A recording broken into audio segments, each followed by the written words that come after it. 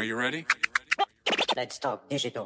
Bonjour à tous et bienvenue sur le podcast Digital Feeling. Je suis Elodie Chenol et j'accompagne les CEO à travailler leur personal branding et celui de leur marque grâce au digital. J'ai pour ambition, à travers ce podcast, de répondre à toutes vos problématiques concernant le marketing digital. Pour cela, si vous avez une question, rien de plus simple, vous m'envoyez un message sur LinkedIn en privé et j'y réponds lors d'un épisode. Les questions peuvent tourner autour du personal branding, du B2B, de la plateforme LinkedIn, mais aussi des autres réseaux sociaux, de toutes les problématiques que vous pourriez avoir concernant votre stratégie d'entrepreneur et comment améliorer votre visibilité et surtout générer plus de ventes. Si je n'ai pas la réponse à votre question, j'irai chercher pour vous les experts du domaine pour vous produire un épisode qui répondra à cette fameuse question. Bonne écoute! Bienvenue.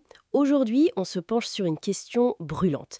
Est-ce que les chatbots IA sont en train de remplacer les moteurs de recherche comme Google? C'est vrai que nos habitudes changent vite pour chercher l'info. Absolument. Et pour y voir plus clair, on a des données intéressantes. On va regarder ensemble le trafic web mondial sur 2 ans, avril 2023 à mars 2025. L'étude compare en gros les 10 plus gros moteurs et les 10 chatbots IA les plus populaires. Les chiffres viennent de SEMrush et aitools.xyz. Ok, super. L'idée, c'est de décrypter un peu tout ça, comprendre ce qui se passe vraiment entre ces deux technos et ce que ça implique pour nous pour l'accès à l'information. Alors, premier point qui saute aux yeux, la croissance des chatbots, c'est fulgurant, non? Ah oui, c'est indéniable.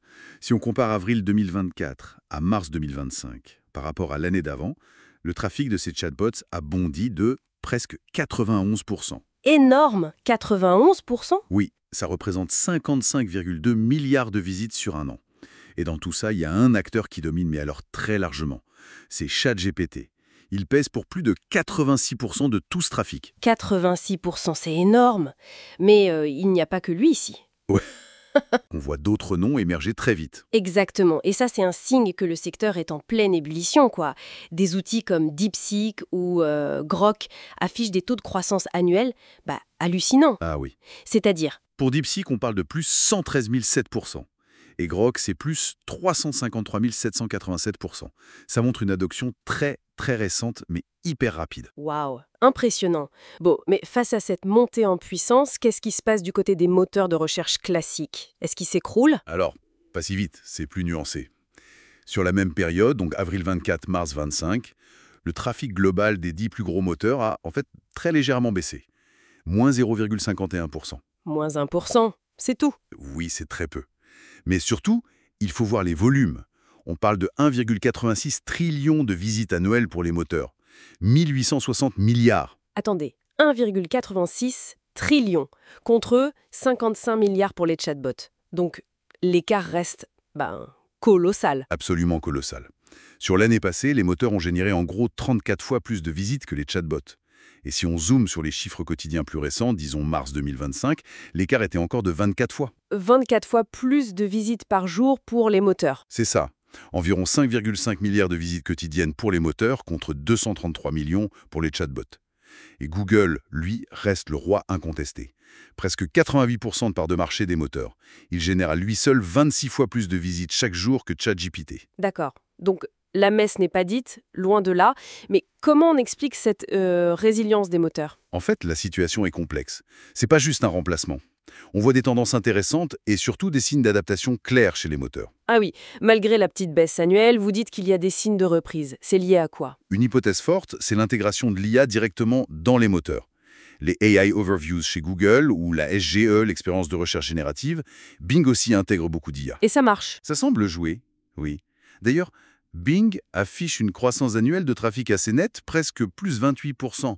Donc l'IA pourrait redynamiser certains acteurs historiques. Intéressant. Mais alors, pourquoi ça ne marche pas pour tout le monde?